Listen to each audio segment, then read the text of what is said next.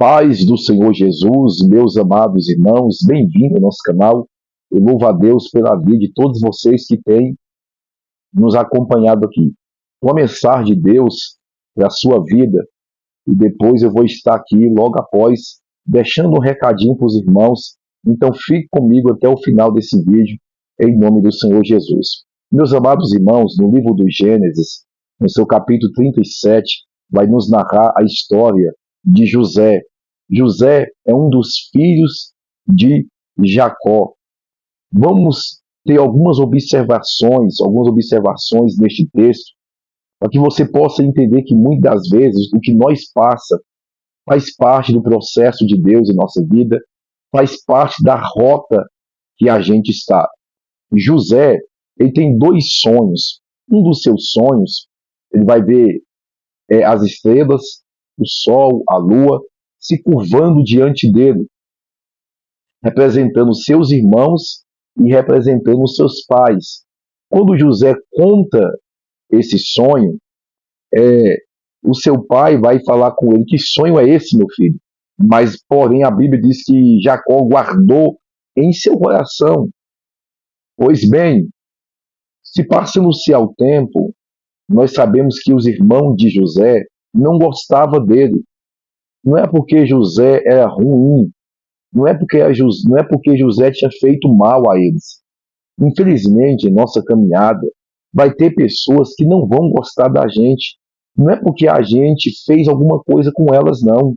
Elas simplesmente olham para a gente e não gostam. E não é porque a gente falou alguma coisa concernente a essas pessoas. Simplesmente, a luz de Deus em nossas vidas, a presença de Deus em nossas vidas, ela vai incomodar muitas pessoas. Então, por isso que muitas das vezes a gente indaga em nossa mente: por que fulano não gosta de mim? Nunca fiz nada. Justamente isso, por você ser quem você é. Às vezes, por você ser uma pessoa temente a Deus, uma pessoa diferente, isso já provoca na vida de alguém que não tem Deus ódio e rança pela sua vida. Então veja bem que os irmãos de José não gostam dele. Não é porque José é ruim ou fez algum mal a ele. A Bíblia diz que quando ele vai observar os teus irmãos, que ao comando de Jacó, vai ver como é que teus irmãos estão. De longe, quando eles avistam José, eles falam: lá vem o sonhador. Lá vem o sonhador. De longe. Aí um deles vai dizer assim: vamos matar. E vamos dizer que uma besta fera o matou, o nosso pai. Já tramou o mal contra ele. Já tramou algo ruim. Você sabia que muitas das vezes, você na sua inocência, tem pessoas que estão tramando mal contra a sua vida e você não sabe? É por isso que a Bíblia diz que a gente tem que ser manso como uma pomba, mas prudente como uma serpente. Você precisa ser prudente. Quer ouvir uma verdade? Não confie em todo mundo. Não acredite em todo mundo. Seja uma pessoa que seja prudente. Seja prudente. Às vezes, por ser muito inocente, tem pessoas que às vezes está tramando mal, que é do seu convívio, está esperando só alguma brecha, alguma legalidade para tentar te detonar, para tentar te derrubar, para tentar degrinir a sua imagem. Veja bem que os irmãos de José não são pessoas de longe, são pessoas de perto. Pessoas de longe não nos pode fazer mal, mas pessoas que estão no nosso círculo de vida cotidiana, esses podem nos fazer mal. E você sabe quem são aqueles que têm um coração maldoso, que não gosta de você, que na sua frente sorri, que na sua frente dá um tapinha nas suas costas e fala: estou junto contigo, mas no coração está tentando mal contra a tua vida, te desejando mal? Pois bem, ore a Deus, pedindo a Deus discernimento para saber o que é de Deus e o que não é de Deus. Ore a Deus, pedindo a Deus discernimento. José, se tivesse o discernimento ali, certamente ele teria recuado. mas ele não teve o discernimento porque ele não esperava os seus próprios irmãos fazer o mal. Às vezes, quando a decepção vem de pessoas de longe, a gente sente muito, mas quando a pancada vem de alguém de perto, a dor é maior, o sofrimento é maior, porque você confiou, você acreditou naquela pessoa, depositou sua confiança, você estava ali junto. Então veja bem que José, ele vai se aproximar dos seus irmãos. E os irmãos dele já tramando mal contra ele. Quando ele chega, eles pegam José e joga dentro de um poço. Joga ele dentro de um poço. Em algumas traduções da palavra vai dizer que jogou ele dentro de uma cisterna. Irmãos, poço é um lugar fundo, tem insetos peçonhentos. Imagine José, em vez de ser abraçado por seus irmãos, é odiado, é invejado pelos seus irmãos. E nada ele fez para que os seus irmãos o odiassem. Imagina a sensação de José dentro daquele poço. Talvez você que está me ouvindo já sentiu isso, ou está sentindo, ou está passando por esse processo na sua vida, de alguém que você confiava, de alguém próximo de você, te decepcionou, te jogou dentro de um buraco para poder morrer, te jogou dentro de uma cisterna e não se importou com os seus sentimentos, não se importou com a sua vida, mostrou totalmente uma pessoa fria, que não tem nenhum sentimento por você.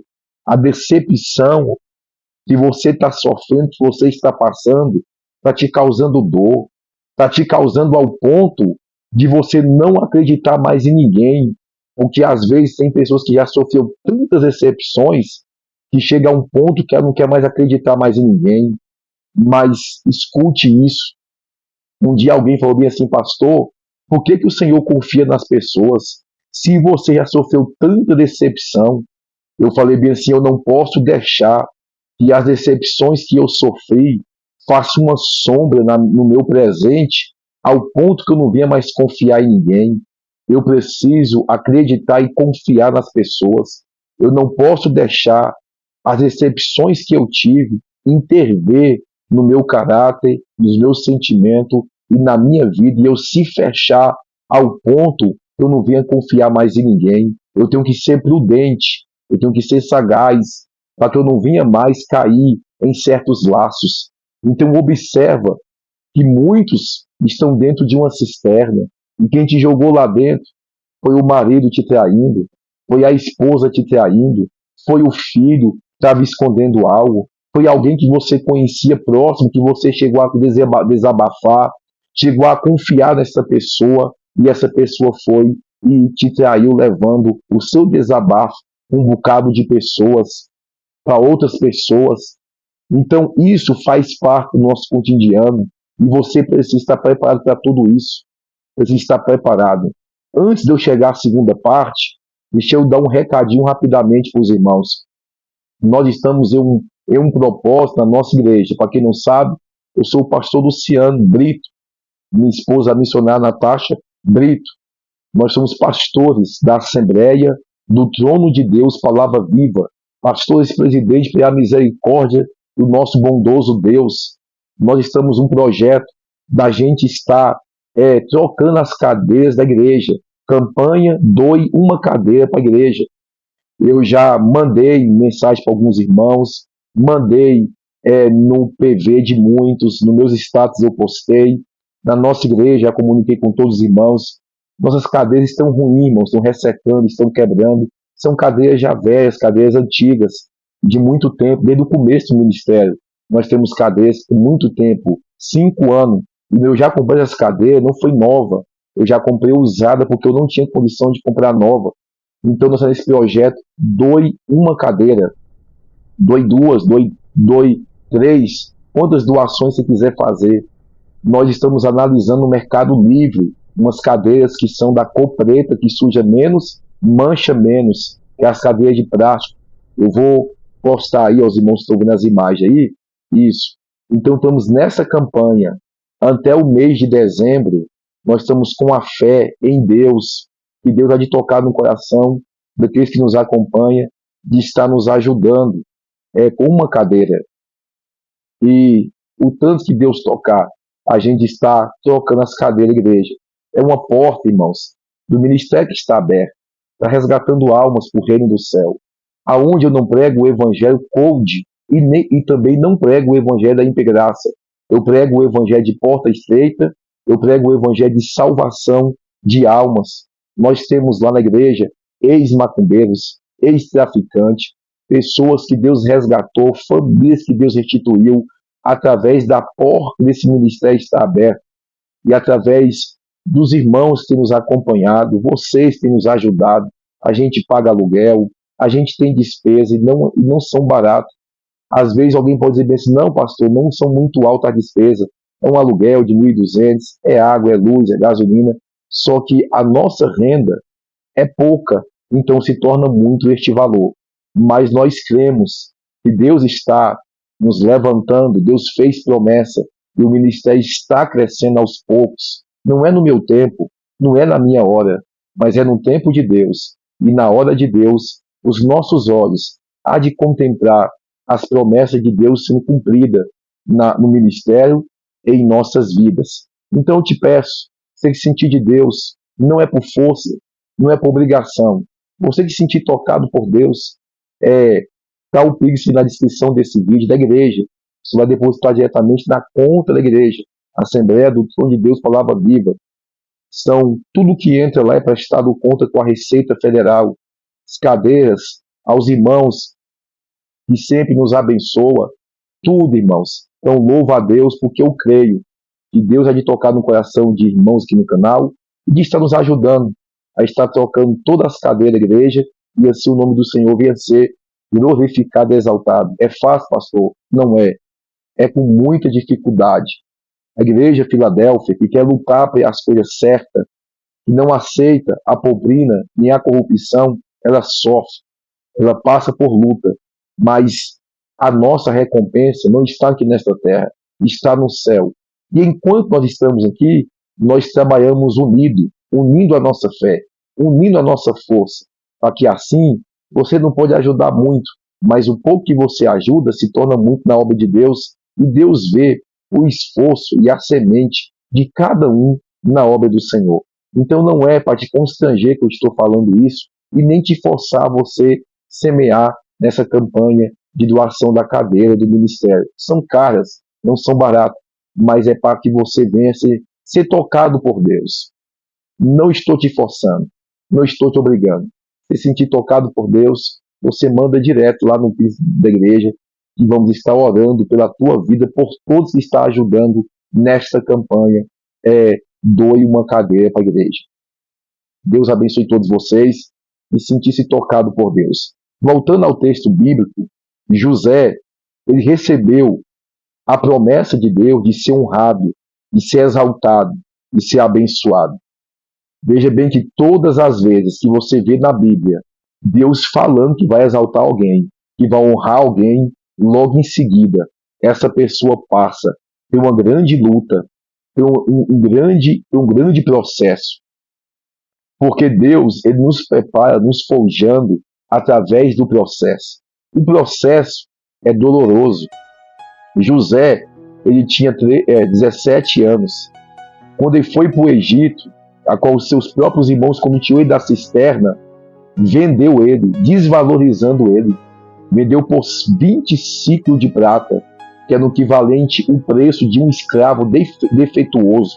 Tem pessoas que não vão te valorizar, que não vão dar nada por você. Você sabia que o ministério, antes dele ser aprovado, antes de Deus te honrar, você vai passar pela rejeição? Muitos vão te rejeitar, muitos não vão dar credibilidade em você, muitos vão te rejeitar. José foi rejeitado, não deu credibilidade nele, não deu valor nele, vendeu ele por 25 de prata. E ele foi levado para onde? Para o Egito. Chegando lá, Potifar compra ele, põe dentro da sua casa via mordomo. Agora, a esposa de Potifar vai dar de cima dele. Ele não vai ceder à tentação, ele vai fugir, porque ele tem um caráter formado, ele tem uma vida com Deus, ele tem uma vida com o Senhor, independentemente de onde que ele está. Você está sozinho em um ambiente, ele sabe que não está só, ele está com Deus. Trazendo para os nossos dias o sentimento que houve de José, a sua fidelidade a Deus, também tem que estar em nossos corações. Se eu estiver sozinho no meu quarto, com o meu celular, eu não estou sozinho, Deus está comigo, está vendo que eu estou acessando o meu celular. Se eu estou no meu local de trabalho, se eu estou em qualquer ambiente, eu tenho que ter essa consciência, eu não estou só. Deus está comigo, Deus está me vendo. E segundo, o diabo está o tempo todo querendo caçar alguma brecha para poder nos acusar, para poder tentar nos degrenir. Ela não teve o que ela não teve o que ela queria. Então ela o acusou de ter tentado assediar ela. José é preso, José é levado para dentro da prisão, mas Deus poupa a vida de José. A gente sabe que José, futuramente, para resumir, ele foi levado ao cargo de governador, algo que não existia na época, não existia, mas Deus criou o que não existia para poder colocar José em uma posição de honra, em uma posição de honra. Você sabia que Deus, ele é poderoso para poder criar coisas novas, para poder nos honrar quando chega o tempo? Talvez hoje, pastor Luciano, o Ministério MPV está passando por esse processamento de rejeição, esse processamento, às vezes que passamos por altos e baixos, por dificuldade, mas vai chegar um tempo que Deus vai nos honrar e talvez Deus pode criar algo novo só para poder nos honrar, para poder mostrar que Ele é nas nossas vidas. E sempre quando eu oro nas minhas orações, sempre eu falo com Deus. Se hoje eu estou vivendo com pouco, com aquilo que Deus manda, que é a suprição de necessidade para a minha casa e para o ministério. Mas amanhã ou depois, se Deus me der algo mais, se nós tivermos na nossa própria sede, eu quero continuar com esse mesmo coração, irmão. Porque eu já tive a oportunidade de pastorear grandes igrejas. Eu já tive a oportunidade de estar recebendo uma certa quantia para poder viver no ministério itinerante, até pregar para fora. Só que as lideranças só estavam de olho nos dons de Deus a qual me confiou, que é dom de cura, dom de revelação, porque na época eu exercia muito o dom de libertação e o dom de cura. Muitas pessoas chegou paralítico levantar, pessoas ser curadas de câncer, foi muitas coisas, eu não sou muito de falar isso, porque não é para a minha glória, é para a glória de Deus. Quem faz não é o pastor Luciano. Deus me confiou o dom, e Deus, pela sua misericórdia, ele curava, ele operava, e até hoje, irmãos, na nossa igreja, que eu sou pastor, os irmãos aqui que me acompanham, que congregam comigo, sabem de curas, de milagre que Deus opera constantemente, de libertação que Deus opera constantemente no ministério. Nós estamos em uma campanha de 7 sexta-feira, que é em Joel capítulo 2, versículo 17, o sacerdote chore entre o alpendres e o altar e interceda para que Deus poupa o povo. Deus tem operado nessa campanha, almas têm aceitado Jesus, Deus tem feito uma obra tremenda, porque o primeiro objetivo dessa campanha, eu falei para os irmãos, é salvar a nossa alma, é nós clamar e se humilhar para que Deus venha salvar a nossa alma. De nada vale a gente pregar e ganhar um bocado de alma, e a nossa alma ser conduzida ao inferno, porque muitas das vezes a pessoa não quer praticar ou viver o que está pregando. Então a gente se humilhar. Então sempre no final do culto, nós ficamos na beira do altar, a gente se humilha. Deus, salva minha alma, Deus, me liberta, me transforma, salva minha família, salva, Senhor, minha casa. Aí depois nós clamamos pelas almas que estão lá fora, intercede pelas famílias, e a Deus salvação, porque o que é primordial, o teor do evangelho, irmão, é salvação de almas, é salvação de almas. Então esse é o teor do evangelho. Então a gente estamos passando por esse processo e sempre ora a Deus. Quanto mais recursos Deus mandar para a obra, para o ministério, mais eu venho trabalhar com as almas, com as vidas. O meu sonho é abrir uma casa de recuperação. Um dia Deus dá condição, a gente tem uma chácara, ali a gente organizar ela, e a gente pegar os moradores de rua, pegar as pessoas que estão em processamento de libertação de droga e etc, e levar. A gente recentemente levamos um rapaz para uma clínica que paga. Não é barato, irmãos. A clínica particular que tem todo o acompanhamento paga e não é barato. Mas hoje as clínicas públicas que tem, elas não são pagas, mas elas não têm um acompanhamento como devido, deve ter até tanto espiritualmente não tem. Então a minha vontade é o quê? De abrir uma casa de recuperação um dia, que é um sonho, eu creio que vai realizar esse sonho, e pegar os internos e trabalhar com eles, com libertação na vida deles, com o verdadeiro evangelho, irmão. Eu já preguei muitas casas de recuperação. Então, antigamente, antes mesmo de eu ter esse canal aqui, eu pregava constantemente em casa de recuperação, sempre eu estava lá, atrás de doações, de cesta, de roupa, de cobertor, eu estava sempre ali envolvido ali. Só que eu comecei a observar uma coisa, a gente ia lá um dia, a gente pregava salvação, arrependimento. Pensa que não, o mesmo diretor da casa abria a sessão para outras religiões, que não tinha a mesma fé do que a nossa, irmão. Foi assim, então fica bagunçado. Eu vi um aqui, eu prego salvação. Aí vem outra religião e já prega outra coisa, não tem nada a ver. Aí vi uma que era bagunça, eu peguei e me afastei, fui ajudar a outra. E assim, chegou a um ponto que hoje eu prego muito pouco em casa de recuperação devido a isso, devido a eu ter visto muito isso.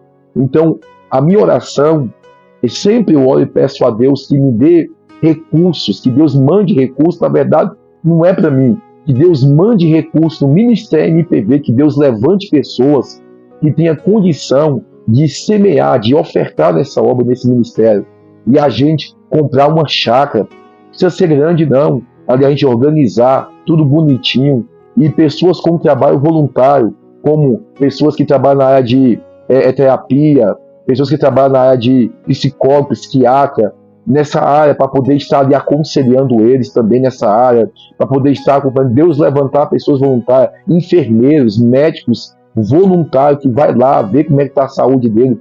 Esse é o meu sonho, que eu coloco nas mãos de Deus. O pouco que eu posso fazer, eu já faço, irmãos. Eu já faço. A gente sempre está ali ajudando o que for preciso, com cestas básicas, ajudando com algum móvel que os irmãos precisam, nós juntas, todo mundo, a gente, cada um dá um pouquinho, a gente compra. A gente, as irmãs que estão grávidas, a igreja se junta, faz um chá de fralda para poder ajudar. Então, tem muita coisa no ministério que acontece que não está nas redes sociais, irmão, não está aqui exposto no canal, mas Deus, na sua infinita misericórdia, Deus que contempla tudo, Ele vê, e eu creio que muitos, Deus vai tocar no coração para poder ajudar esta obra. Então a gente tem um processo, talvez não sei quanto tempo pode durar esse processo, não sei, mas nós estamos em um processo, a gente quer ir avante, a gente quer fazer, só que nós não temos o recurso necessário. Porque, irmãos, nós não pregamos uma mensagem que vai atrair uma multidão. Nós pregamos uma mensagem de salvação. E a Bíblia diz no livro de 2 Timóteo, capítulo 4, que nos últimos dias, muitos não suportariam a sã doutrina, não suportaria a verdade, e ajuntar para si doutores, mestres que falam conforme as suas próprias vontades, suas próprias concupiscências, porque eles têm comichões nos ouvidos e só vão querer ouvir aquilo que massageia o seu ego. Então essas pessoas, elas não ajudam o Ministério MPV, elas não vão para o Ministério MPV, elas não semeiam nesse ministério, porque a mensagem que a gente prega é uma mensagem de santidade, é uma mensagem de salvação, é uma mensagem de renúncia. Então eles não vão querer ver o crescimento de uma obra dessa, porque para eles nós somos religiosos, nós somos quadrados, nós estamos pregando de forma errada para eles. Então para eles o certo é o evangelho de porta larga, que pegou o mundo e botou dentro da igreja. E o evangelho que a gente prega é o evangelho de porta estreita, o evangelho de salvação, e lutando para poder cada dia mais ensinar, viver, compartilhar esse evangelho de salvação. Então, muitos se levantam. Eu não tenho parceria com o político, eu não tenho parceria com o vereador, eu não tenho parceria com ninguém, irmãos. Já vieram atrás de mim, já vieram. Me ofereceram, mas eu disse não, irmão. Eu não me corrompi como Balaão por causa que uma necessidade que eu tenho que é grande, que é a parte financeira. Balaão quis vender o ministério dele e quis amaldiçoar o povo de Deus, porque Balaque ofereceu para ele dinheiro, ouro, prata. Só que a gente não pode deixar a nossa necessidade falar mais alta do que a nossa comunhão com Deus, do que a nossa vida com Deus, irmão. De maneira alguma. A gente deve se deixar se levar. Então, hoje, muitos conseguem crescer rápido. Por quê, pastor? Porque isso faz parceria. Há 17 anos, irmãos, que eu estou pregando. Há 17 anos que eu venho pastoreando. Há 17 que eu venho no ministério itinerante pastoreando. Vai para 6 anos que eu estou como pastor presidente pela misericórdia de Deus. Porque eu não dava certo nos outros ministérios. Porque o pastor falava, não tira dinheiro da igreja para poder comprar nada para ninguém. E todo final de mês eu tirava dinheiro de gás para os irmãos, eu tirava dinheiro para a cesta básica, eu ajudava o irmão no água, numa luz. E o pastor falava, mas você não pode, tem que deixar saldo da igreja. Eu falei assim, pastor, como é que o irmão está precisando de um gás, está precisando de uma cesta básica, está precisando de uma ajuda, e vai deixar o dinheiro lá guardado? Se tem irmãos que está dando, está ofertando, o irmão quando estava trabalhando, e o irmão ofertava, dizimava, agora o irmão está desempregado, a igreja não pode se esforçar para poder ajudar o irmão. Então tinha esse conflito demais, irmão. Eu não achava justo a pessoa passar a vida toda ali, está trabalhando, está ofertando o ministério, está dizimando. Aí a pessoa fica desempregada. Aí a pessoa precisa de uma conta de uma pessoa para poder cortar. A igreja não pode pagar. Quer dizer que a pessoa agora está sem um gás, a igreja não pode comprar. Está precisando de uma cesta básica, a igreja não pode comprar. Pagou o aluguel da igreja, pagou a água e a luz da igreja para poder manter certo as coisas. O que sobrar, você precisa o quê? Se pode administrar em deixar um fundo, deixa o fundo. Agora, se ninguém precisar de uma cesta básica, de um gás, de levar no hospital, de um remédio, irmão, a igreja. Tiago vai dizer que toda religião que não cuida dos órfãos e das viúvas e não tem amor, essa religião é falsa. E isso está incluso no Evangelho. O Evangelho tem que ter amor ao órfão, às viúvas, tem que cuidar dos órfãos, da viúva, tem que ter amor. Então, como é que a gente faz? Eu sou Evangelho, eu sou pastor, e alguém que está ali precisando, a igreja não faz nada. Os que estão trabalhando, a liderança tem que ter a visão de convocar todos. A liderança, às vezes, não tem o capitalismo, mas tem um conhecimento. Tem a influência de que, irmãos, vamos juntar todo mundo aqui, que nem nós fizemos recentemente a igreja. Se ajuntou os irmãos, cada um deu um pouquinho, e ali a gente comprou uma cômoda, uma família que estava precisando, a qual vai dar à luz a uma criança. Então observa essas coisas, igreja é isso, é como uma família. Só que quem tem essa visão é poucos, irmão. Já fui de ministério grande. Tem ministério grande que é um por si, Deus por todos e cada um por si.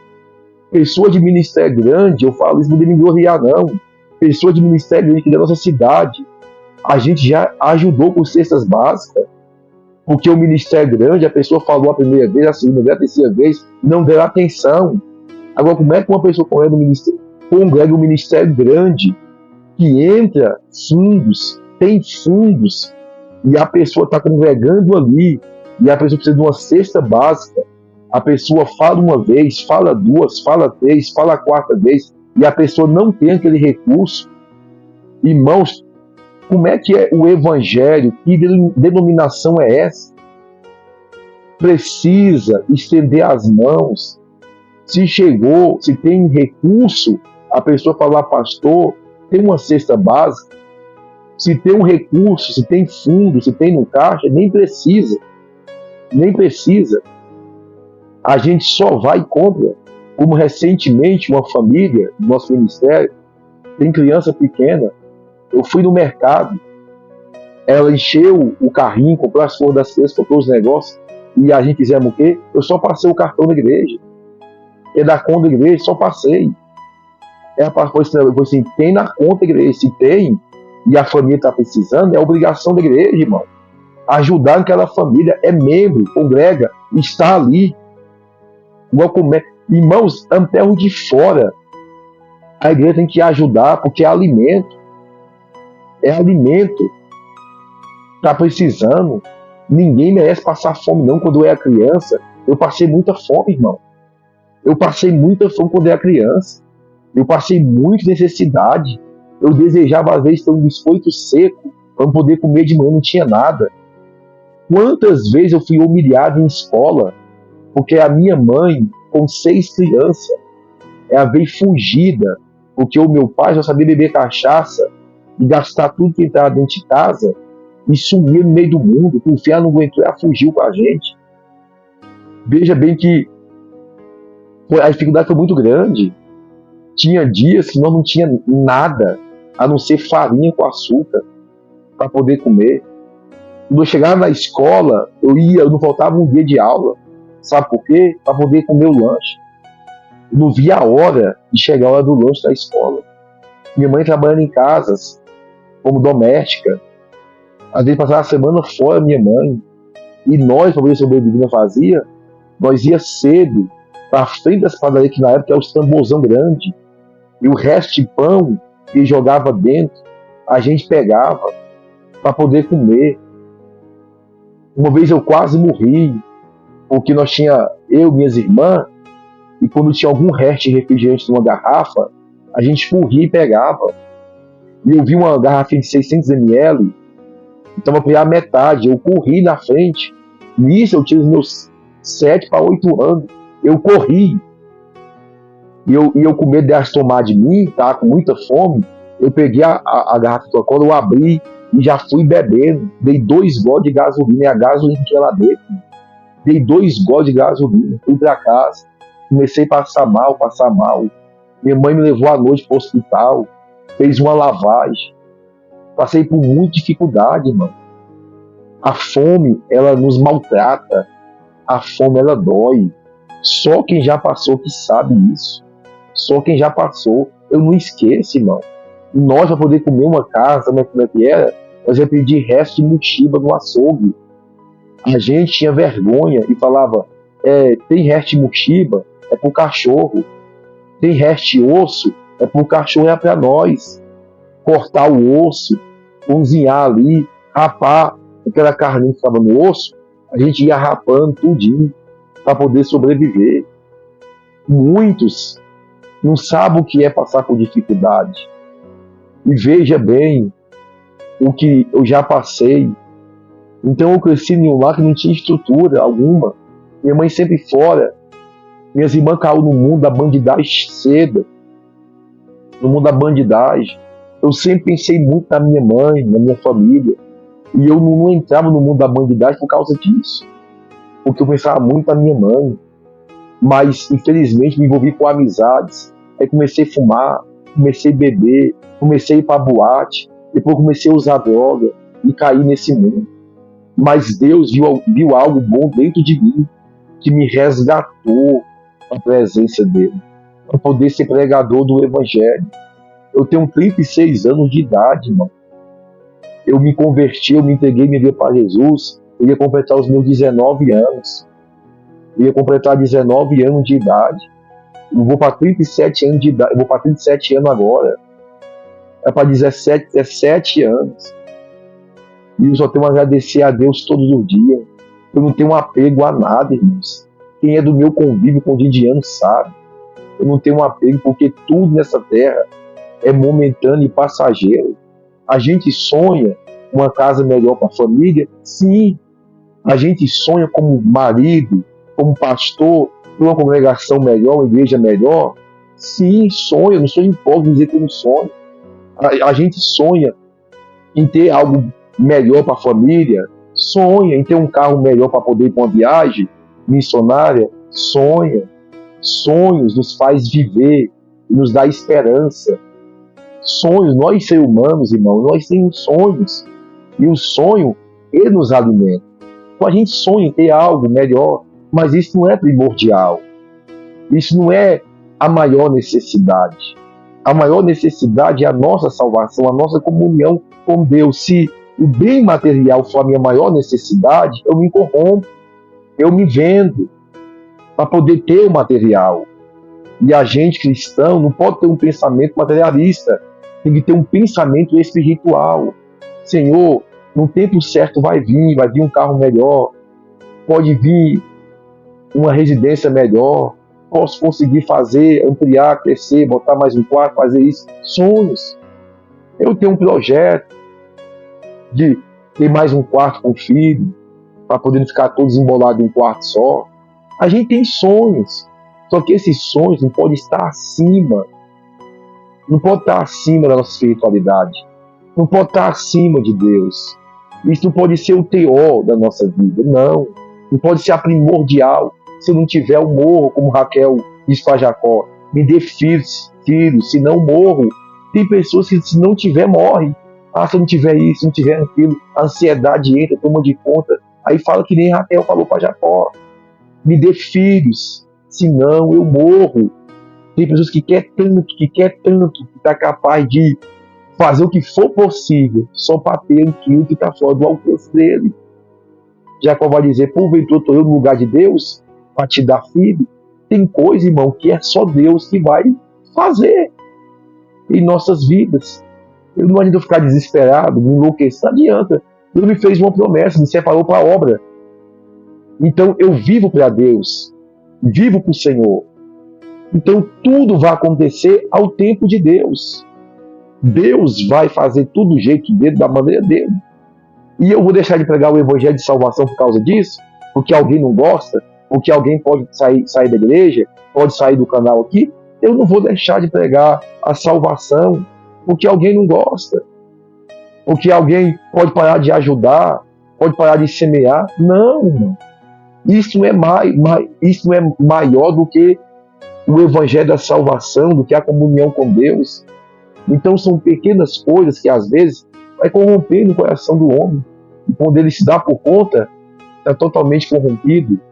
Então, vamos conquistar tudo que Deus falou? Vamos. Mas ao tempo de Deus, sem precisar se vender, sem precisar mudar a mensagem, sem precisar aceitar a corrupção, sem precisar fazer parceria com o político para poder ganhar lote, para ganhar material. Não vai precisar disso. Porque Deus é o provedor da obra. E se Deus quiser, Ele toca no coração de pessoas de longe para poder mandar oferta aqui para o ministério e abençoar a obra dele e a gente fazer tudo que a gente quer fazer concernente à obra de Deus. Amém, irmão? Deus te abençoe. Compartilhe esse vídeo para que alcance mais vidas, mais pessoas, em nome do Senhor Jesus.